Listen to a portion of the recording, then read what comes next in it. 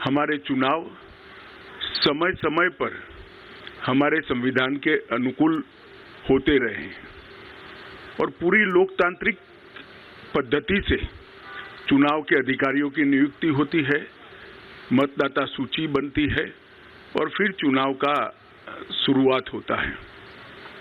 Booth के बाद मंडल का, मंडल के बाद जिले का, जिले के बाद प्रदेश का और प्रदेश के बाद राष्ट्रीय अध्यक्ष जी का चुनाव और कार्य समिति का चुनाव होता है। परंतु ये वर्ष सदस्यता अभियान का भी वर्ष है और हर साल हम चुनाव के पहले नई सदस्यता करते हैं। हमारी सदस्यता का कार्यकाल 6 साल का होता है। 6 साल जब समाप्त होते हैं तब पूरी सदस्यता नए सिरे से होती है और जब 6 साल नहीं होते हैं तब इसमें सदस्यों की बढ़ोतरी के साथ बूथ को, मंडल को और जिले को वैधानिक मान्यता मिलती है।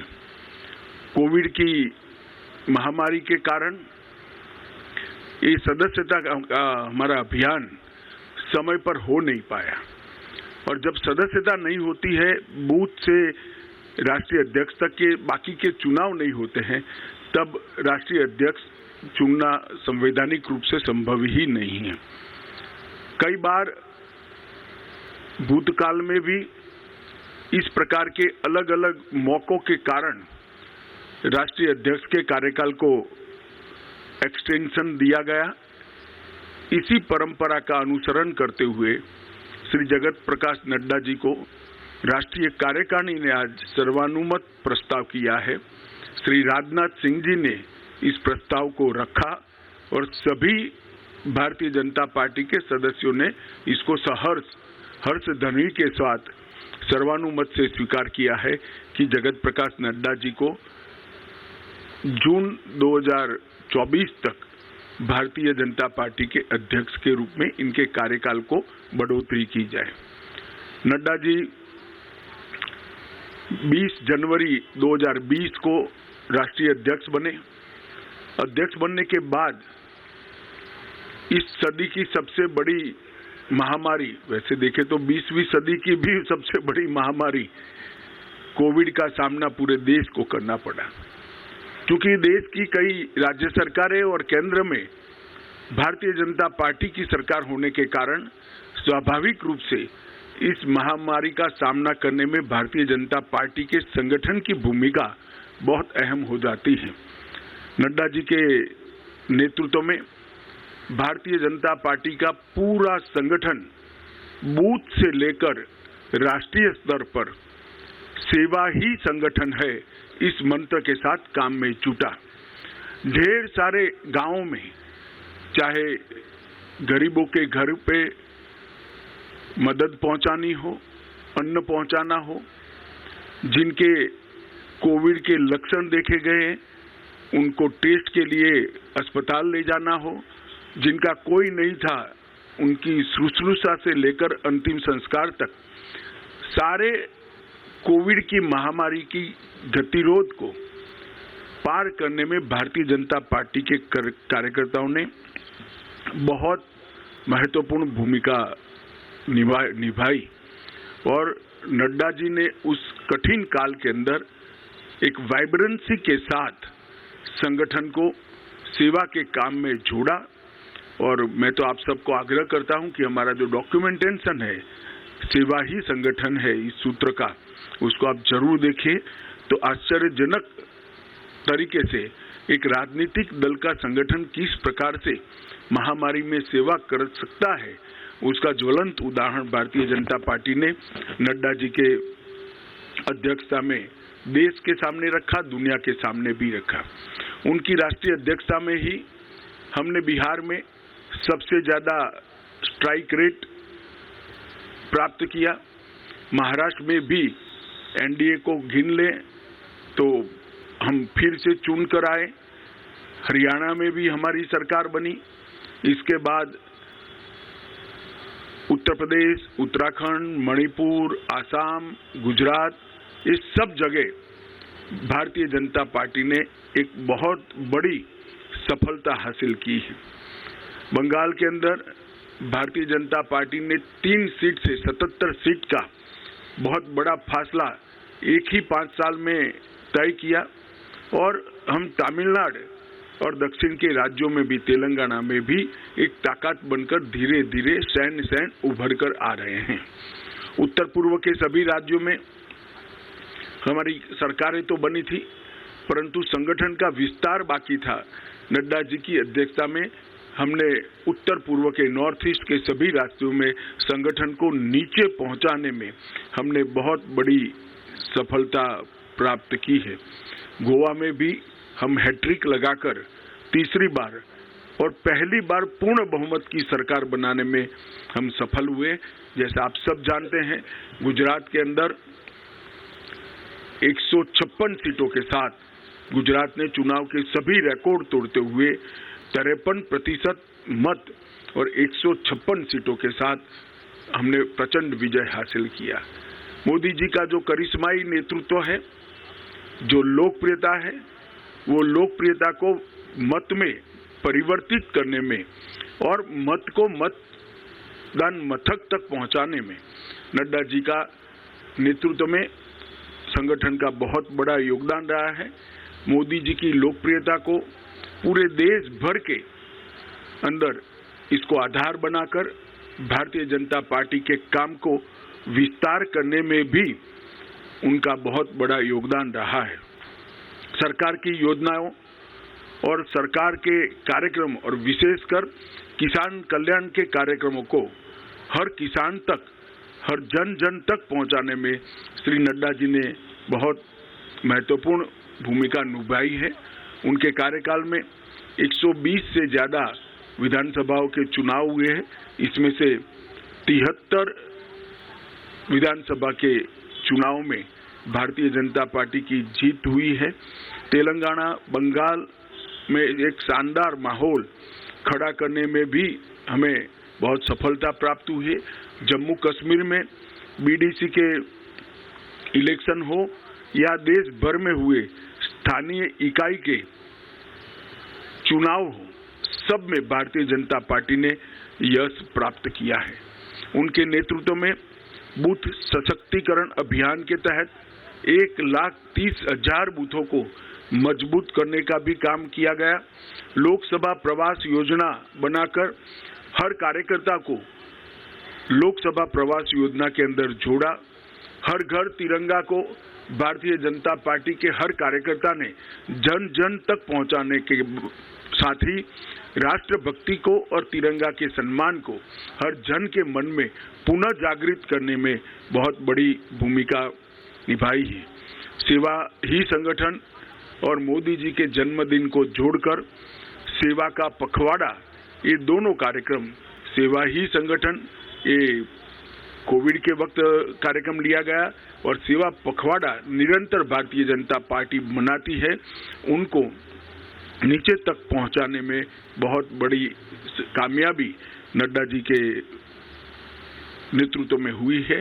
मन की बात को भी जन का कार्यक्रम बनाने में भारतीय जनता पार्टी के संगठन ने बूथ स्तर पर मन की बात को सुनने का जो कार्यक्रम बनाया, इसको हम नीचे ले गए हैं और देश भर में एक विजय संकल्प सभाएं और अपना बूथ सबसे मजबूत, ये 2 अभियान हमेशा के लिए भारतीय जनता पार्टी के इतिहास में नड्डा जी की भारतीय जनता पार्टी को देन के रूप में जाने जाएंगे। मुझे विश्वास है कि मोदी जी के नेतृत्व में, नड्डा जी के संगठनात्मक नेतृत्व में 19 से भी ज्यादा बड़े बहुमत के साथ भारतीय जनता पार्टी चुनकर आएगी और मोदी जी फिर से इस देश के प्रधानमंत्री बनकर इस देश का नेतृत्व करेंगे। इसका हम सबको भरोसा है। मैं समग्र पार्टी की ओर से श्रीमान नड्डा जी को हृदय पूर्वक बहुत बहुत बधाई और शुभकामनाएं देता हूं। हम सबकी अनंत शुभकामनाएं श्री नड्डा जी के साथ है। उनके नेतृत्व में पार्टी ने अपना पैंट भी बढ़ाया है, प्रसार भी बढ़ाया है और यश भी प्राप्त किया है। ये तीनों क्षेत्र में नड्डा जी के योगदान को पार्टी आज इसकी अनुमोदना भी करती है और उसको स्वीकारते हुए इनके कार्यकाल को जून 2024 तक बढ़ाती है। धन्यवाद।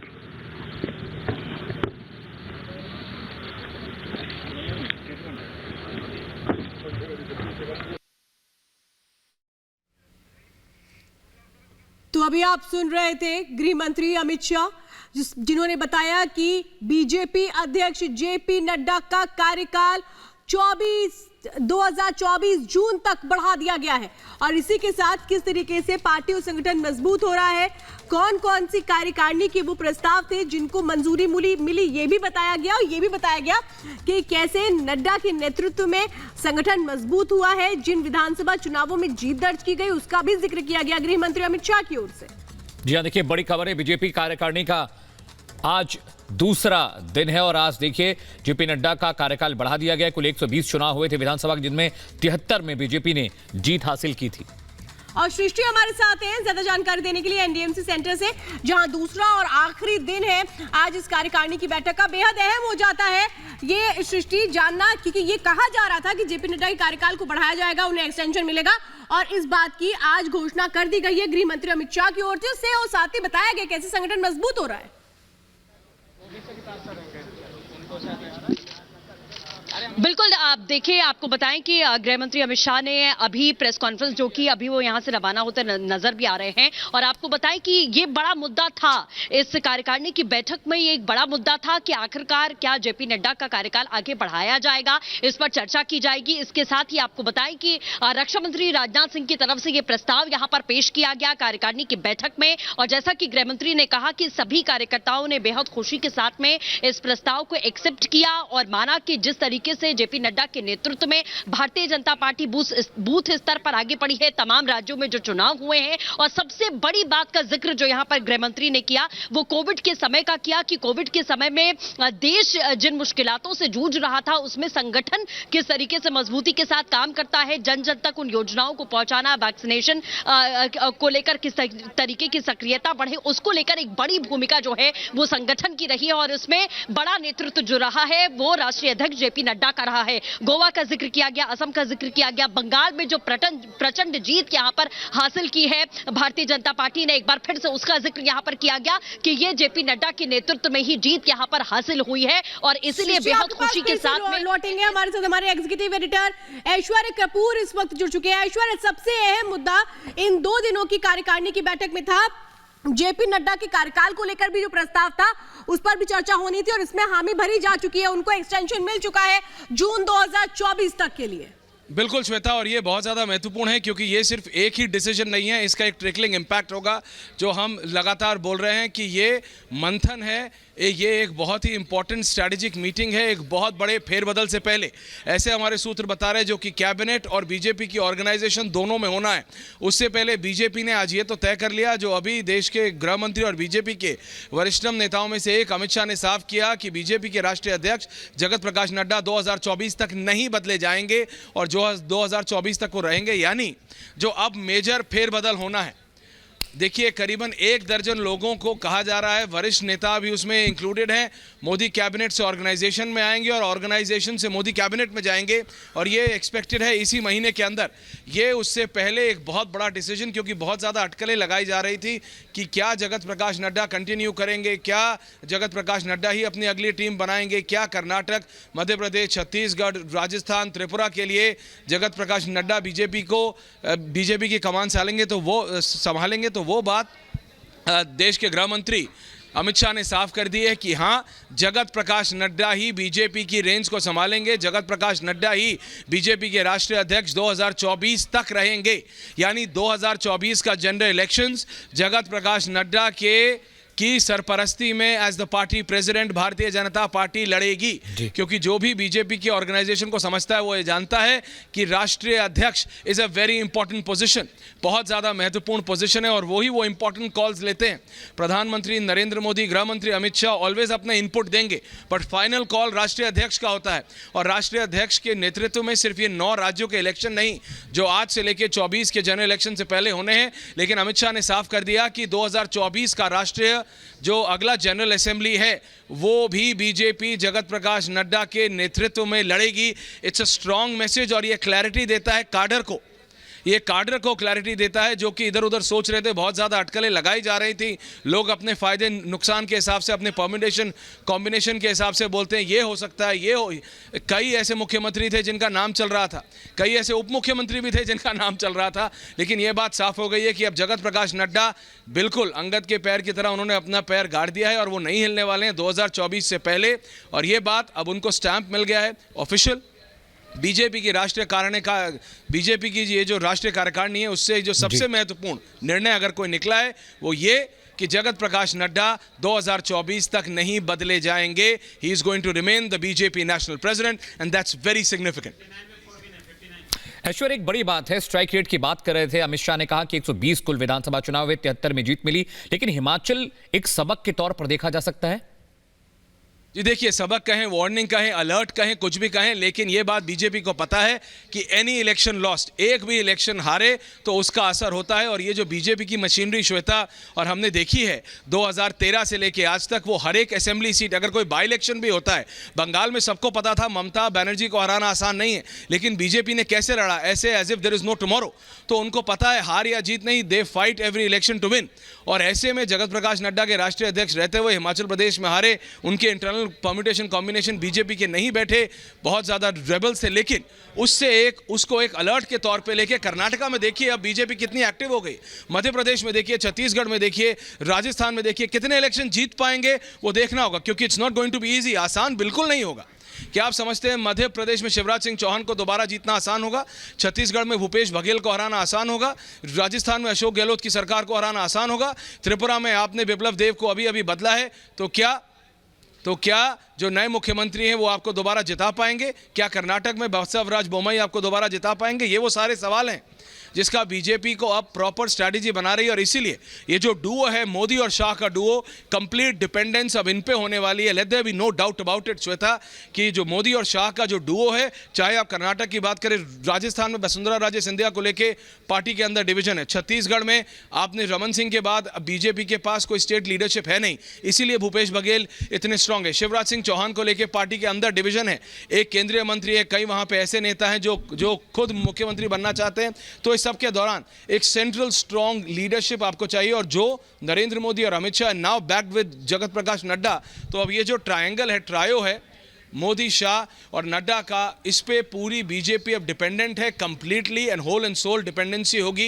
इन 9 राज्यों में से कितने राज्य बीजेपी जीत पाती है, और अब तो ये भी साफ कर दिया गया है कि 2024 के लिए भी राष्ट्रीय अध्यक्ष जगत प्रकाश नड्डा रहेंगे। Back to you in the studio. बिल्कुल ऐश्वर्या, और बहुत बड़ी बात अमित शाह ने कही कि 2024 में 2019 से भी ज्यादा सीटें जीत करके आएंगे, प्रधानमंत्री नरेंद्र मोदी फिर प्रधानमंत्री बनेंगे और नेतृत्व करेंगे। बड़ी बात कही गई अमित शाह की ओर से।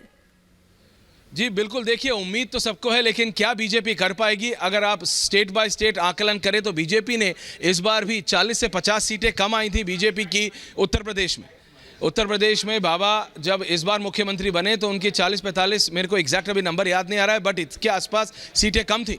तो क्या बीजेपी छत्तीसगढ़ में हरा पाएगी? क्या बीजेपी मध्य प्रदेश में हरा पाएगी? अगर आप स्टेट बाय स्टेट आकलन करें, so it's not going to be an easy job. इसीलिए ये हमें बताया जा रहा है कि जगत प्रकाश नड्डा को बिल्कुल भी ना बदलते हुए, he is a trusted man of the top leadership, और वो ऑर्गेनाइजेशन और जो आरएसएस और बीजेपी के बीच का समन्वय है वो बहुत बेहतर तरीके से संभाल सकते हैं। हाँ, हिमाचल में झटका लगा, बट हार और जीत इलेक्शन में होती है, बीजेपी को मालूम है। अब ये जो 9 इलेक्शंस हैं और 24 में, उसमें एक एक सीट मैटर करती है, क्योंकि इन 9 राज्यों में से अगर आप एक भी राज्य हारते हैं, एक भी, तो विपक्ष उसको ऐसा बनाएगा और ऐसा उसके आसपास समा बांधने की कोशिश करेगा कि यही है 2024 से पहले देश का मूड। और ये बात भारतीय जनता पार्टी भली भांति जानती है। जी ऐश्वर्या, बहुत बहुत शुक्रिया इस अपडेट के लिए और इस खबर पर ज्यादा रोशनी डालने के लिए। इस बीच रुक करते हैं अगली बड़ी खबर का।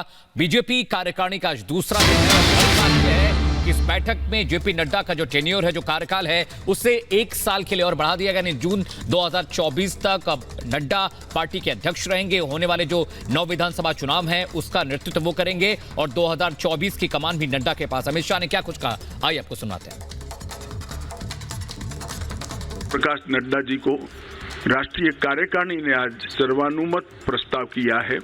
श्री राजनाथ सिंह जी ने इस प्रस्ताव को रखा और सभी भारतीय जनता पार्टी के सदस्यों ने इसको हर्ष ध्वनि के साथ सर्वानुमत से स्वीकार किया है कि जगत प्रकाश नड्डा जी को जून 2024 तक भारतीय जनता पार्टी के अध्यक्ष के रूप में इनके कार्यकाल को बढ़ोतरी की जाए। आप सब जानते हैं गुजरात के अंदर 156 सीटों के साथ गुजरात ने चुनाव के सभी रिकॉर्ड तोड़ते हुए 53% मत और 156 सीटों के साथ हमने प्रचंड विजय हासिल किया।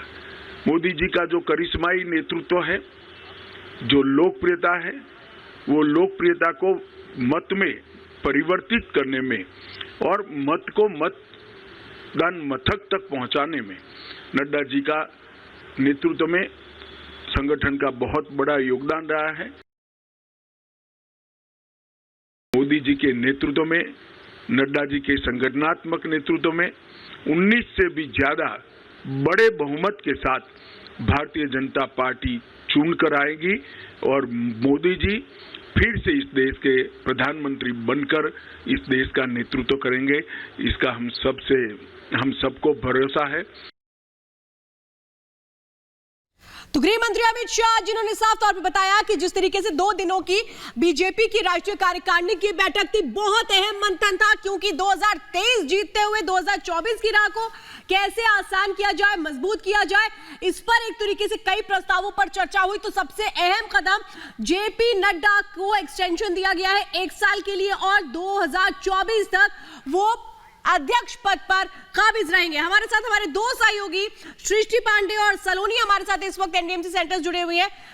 सलोनी का रुख करेंगे। सलोनी, बहुत अहम यही हो जाता है जिसका जिक्र किया अमित शाह ने कि कैसे प्रधानमंत्री नरेंद्र मोदी की लोकप्रियता को वोट में कन्वर्ट कराया गया नड्डा की ओर से, संगठन के विस्तार को बढ़ावा देने के साथ साथ उसको कैसे मजबूती दी गई जेपी नड्डा की ओर से, और इसीलिए उनको एक्सटेंशन दिया गया 1 साल के लिए।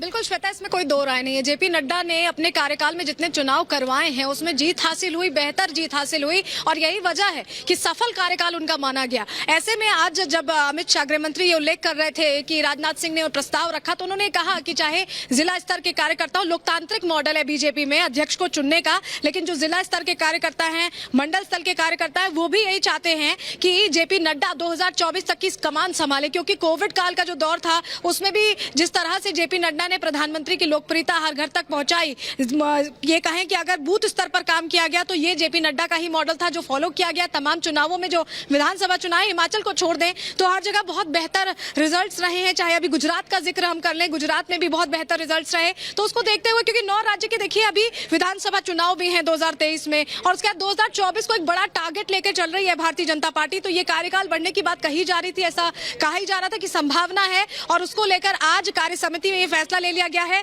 बैठक यही चल रही थी और अभी लगातार देखिए जो मंथन हुआ है, मंथन के बाद ये निचोड़ निकला है कि जेपी नड्डा को ही 2024 की और 2023 की जो 9 राज्य हैं उनकी कमान संभालनी है। भारतीय जनता पार्टी ये कह रही है कि चाहे गोवा का चुनाव हो, गुजरात का हो, मणिपुर का हो, असम का हो, उत्तराखंड का हो, तमाम जगहों पर। इस बीच रुक करते हैं अगली बड़ी खबर का। ब्रेकिंग न्यूज, बड़ी खबर आपको बता दें, गृह मंत्री अमित शाह ने बड़ा बयान दिया। उन्होंने कहा 2019 से ज्यादा सीटें जीतेंगे, इस बात का दावा उन्होंने कहा कि अगर हम जीत कर आते तो एक बार फिर से प्रधानमंत्री नरेंद्र मोदी देश के पीएम बनेंगे और कमान देश के उनके हाथ में होगी। कार्यकारिणी का दूसरा दिन है। अपने संबोधन में अमित शाह ने बड़ी बात कही। जेपी नड्डा को 1 साल का एक्सटेंशन मिला है और उन्होंने कहा कि 24 में प्रधानमंत्री नरेंद्र मोदी एक बार फिर से देश का नेतृत्व करेंगे। और सृष्टि का रुख करते हैं। सृष्टि इस वक्त एनडीएमसी सेंटर पे हैं। सृष्टि, 2 बड़ी बातें निकल कर आई हैं। पहला ये कि टेन्योर बढ़ा दिया गया जेपी नड्डा का उनके बेहतर प्रदर्शन को लेके, और दूसरी बड़ी बात है कि पीएम मोदी को एक बार फिर से अपने संबोधन में अमित शाह ने प्रोजेक्ट किया बतौर प्रधानमंत्री 2024 में। बिल्कुल अमित, श्वेता, देखिए जिस तरीके से गृह मंत्री अमित शाह अभी थोड़ी देर पहले जब प्रेस कॉन्फ्रेंस कर रहे थे तो 2 जाहिर बड़ी बातें यहां पर कही गई। एक कि प्रधानमंत्री नरेंद्र मोदी एक बार फिर से देश के प्रधानमंत्री और प्रचंड बहुमत के साथ में, जो बहुमत 2019 में मिला था उससे ज्यादा सीटों के साथ में वो देश का नेतृत्व करेंगे और देश के प्रधानमंत्री वो एक बार फिर से बनेंगे। और कमान कौन संभालेगा, नेतृत्व कौन संभालेगा? नेतृत्व जेपी नड्डा के हाथों में ही होगा। 9 राज्यों की विधानसभा चुनावों की ही कमान नहीं, बल्कि 2024 2024 का जो चुनाव होना है उसकी कमान भी जेपी नड्डा के हाथों में रही है। बड़े विधानसभा चुनावों की बात करें या छोटे चुनावों की बात करें, चाहे स्थानीय इकाई के जो चुनाव होते हैं उसकी बात करें या घाटी में बीडीसी इलेक्शन हुए, उसका जिक्र भी गृह मंत्री ने यहां पर किया कि किस तरीके से एक बड़ी सफलता के साथ में इन तमाम चुनावों को इंप्लीमेंट करवाया गया, जिसमें बड़ा हाथ जो है वो बीजेपी के अध्यक्ष जेपी नड्डा का रहा है। और सबसे बड़ी बात, कोविड के समय का जिक्र इसलिए बहुत जरूरी यहां पर किया गया कि कोविड के समय में सरकार और संगठन मिल जाती है तो किस तरीके से जमीनी स्तर पर काम होता है,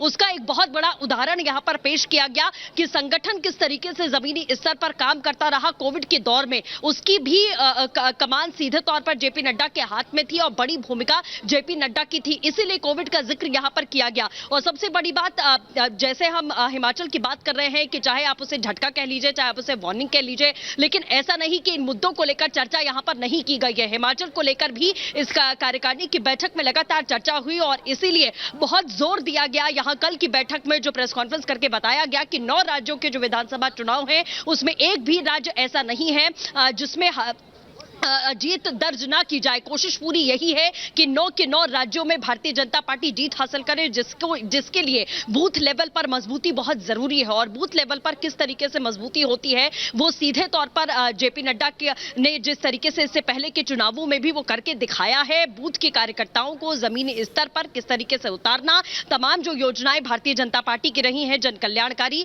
उसे जन जन तक पहुंचाने की जो मुहिम थी उसे किस तरीके से इन तमाम कार्यकर्ताओं ने जमीनी स्तर पर पहुंचाया है, उसका एक बड़ा श्रेय जो है वो बीजेपी के अध्यक्ष जेपी नड्डा को जाता है। इसीलिए गृह मंत्री ने इस बात का भी जिक्र किया कि जब रक्षा मंत्री की ओर से, राजनाथ सिंह की ओर से ये प्रस्ताव यहां पर पेश किया गया तो बहुत ही खुशी के साथ तमाम जो पदाधिकारी थे, जो कार्यकर्ता थे, जो प्रदेश अध्यक्ष थे, उन्होंने बहुत ही खुशी के साथ इस प्रस्ताव को पास किया, इस पर मुहर लगी। इससे पहले भी इस तरीके से कार्यकाल को आगे बढ़ाया जा चुका है और उसी परंपरा को आगे बढ़ाते हुए ये कार्य समिति की बैठक में बड़ा फैसला यहां पर होता है कि बीजेपी के अध्यक्ष जेपी नड्डा का कार्यकाल 1 साल तक के लिए बढ़ाया जाता है। 9 राज्यों के विधानसभा चुनाव वाले राज्यों में बदलाव नहीं, प्रदेश अध्यक्ष नहीं बदले जाएंगे। जो बड़ी जानकारी दे रहे हैं, जहां चुनाव नहीं वहां पर बदलाव होगा। यानी कि जो 9 राज्य हैं जिनमें उन जगहों पर खास तौर पे जो बीजेपी की स्ट्रैटेजी है वो ये है कि अभी जो प्रदेश अध्यक्ष है, मौजूदा प्रदेश अध्यक्ष, वो बने रहेंगे, उनको नहीं बदला जाएगा, बल्कि वो स्टेट जहां पर अभी चुनाव नहीं है उनके प्रदेश अध्यक्षों को बदला जा सकता है। तो ये बड़ी स्ट्रैटेजी है इस वक्त।